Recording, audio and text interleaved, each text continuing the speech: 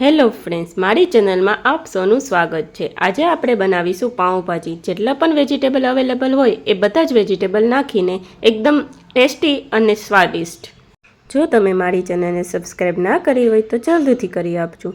તો હવે પાઉંભાજી બનાવવાની રેસીપી જોઈ લઈએ। તેમાં આપણે અહીં રીંગણા, બટાકા, ફ્લાવર, પાલક અને વટાણા લીધેલા છે। તેને બારીક ઝીણા ઝીણા સમારેલા છે। તો હવે તેને કુકરમાં બાફવા મૂકી દઈએ। તો અહીં તમે જોઈ શકો છો કે મેં 2 મીડિયમ સાઇઝના રીંગણા લીધા છે, તેને બારીક સમારી લીધા છે। 2 મીડિયમ સાઇઝના બટાકા લીધા છે, અડધી ફ્લાવર લીધી છે, તેને પણ આપણે બાફવામાં એડ કરી દઈશું। પછી એક બાઉલ ભરીને પાલક લીધેલું છે। પછી તેમાં થોડું આપણે મીઠું નાખી તેને બાફવા મૂકી દઈશું। તેમાં આપણે 3 વિસલ કરવાની છે।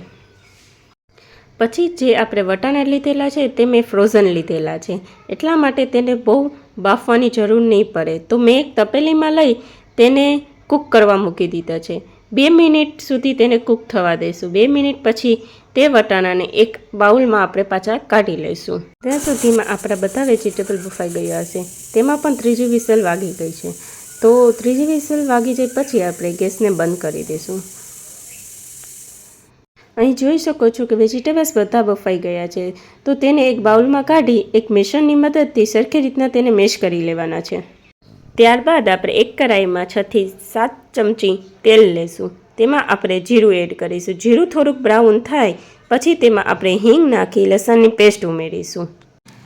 પછી તેને તેલમાં આવી રીતના સરખી રીતના મિક્સ કરી લઈશું। પછી તેમાં આપણે એક બાઉલ ભરીને ડુંગળી ઉમેરવાની છે। તે ડુંગળી મેં અહીં 2 મીડિયમ સાઇઝની લીધેલી છે, તેને બારીક ઝીણી સમારેલી છે। તે ઉમેરી તેને સરખી રીતના મિક્સ કરી લઈશું અને તે ગોલ્ડન બ્રાઉન થાય ત્યાં સુધી તેને ફ્રાય કરી લઈશું। ત્યારબાદ આપણે 2 મીડિયમ સાઇઝના ટમેટાને એકદમ ક્રશ કરી લેવાના છે, તે તેમાં એડ કરીશું।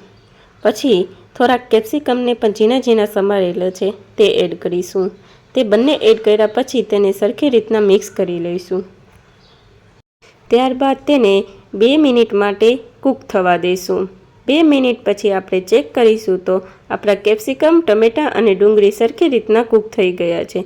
તો તેમાં આપણે બીજો મસાલો એડ કરીશું। તેમાં મેં 2 ચમચી લાલ મરચું પાવડર નાખ્યું છે। ત્યારબાદ 1 ચમચી ધાણા જીરું પાવડર એડ કર્યું છે। પછી તેમાં સ્વાદ અનુસાર મીઠું નાખી દેવાનું છે। તે બધો મસાલાને આપણે સરખી રીતના મિક્સ કરી લઈશું। મિક્સ કરી લીધા બાદ તે મસાલાને આપણે 2 મિનિટ માટે કૂક થવા દઈશું। 2 મિનિટ પછી આપણે તેમાં પાઉંભાજી મસાલો એડ કરીશું।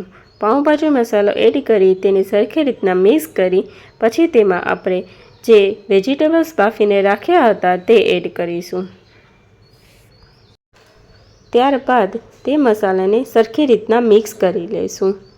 પછી તે મસાલામાં સરખું મિક્સ થઈ જાય પછી આપણે એક મેશરની મદદથી પાછું તેને મેશ કરી લેવાનું છે, એટલે એકદમ સરસ ગ્રેવી જેવું ભાજી તૈયાર થઈ જશે। ત્યારબાદ તેમાં આપણે બોઇલ કરેલા વટાણા એડ કરી દઈશું। તેને પણ સરખી રીતના મિક્સ કરી લઈશું।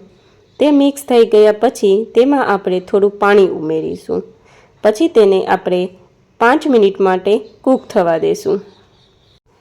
ત્યારબાદ 5 મિનિટ પછી આપણે ચેક કરીશું તો આપણી ભાજી એકદમ સરસ રીતના રેડી છે। પછી તેમાં આપણે અડધું લીંબુ નીચવી લઈશું। પછી તેને સરખી રીતના મિક્સ કરી લઈશું। લીંબુ તમે ઉપરથી પણ ડીશમાં નાખી શકો છો।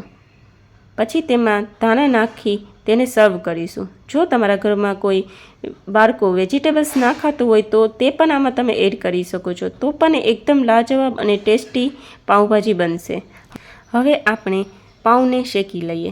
જો તમારી પાસે બટર હોય તો બટરમાં શેકજો। મારી પાસે અત્યારે બટર અવેલેબલ ન હતું તો મેં અહીં ઘીમાં પાઉંને શેકેલા છે। જો બહાર જેવા પાઉં શેકવા હોય તો આવી રીતના તમે પાઉંને શેકી શકો છો। પહેલાં તેમાં 1 ચમચી ઘી નાખવાનું છે, પછી તેમાં પાઉંભાજી મસાલો એડ કરવાનો છે, પછી તેમાં થોડા ધાણા નાખી તેને થોડીક વાર ફ્રાય થવા દેવાનું છે। ગેસની ફ્લેમ આપણે લો રાખવાની છે, નહીંતર મસાલો સરખી રીતના મિક્સ નહીં થાય। પછી તેમાં આપણે પાઉં રાખી આવી રીતના સરખી રીતના તેને શેકી લેવાનું છે। હવે જોઈ શકીએ તો આપણા પાઉં એકદમ બાર જેવા રેડી છે। હવે આપણી પાઉંભાજી ટેસ્ટમાં એકદમ બજાર જેવી અને ટેસ્ટફુલ રેડી છે. તમે પણ આવી રીતના બનાવજો અને મને કોમેન્ટમાં કહેજો કે તમને મારી રેસિપી કેવી લાગી. Thank you.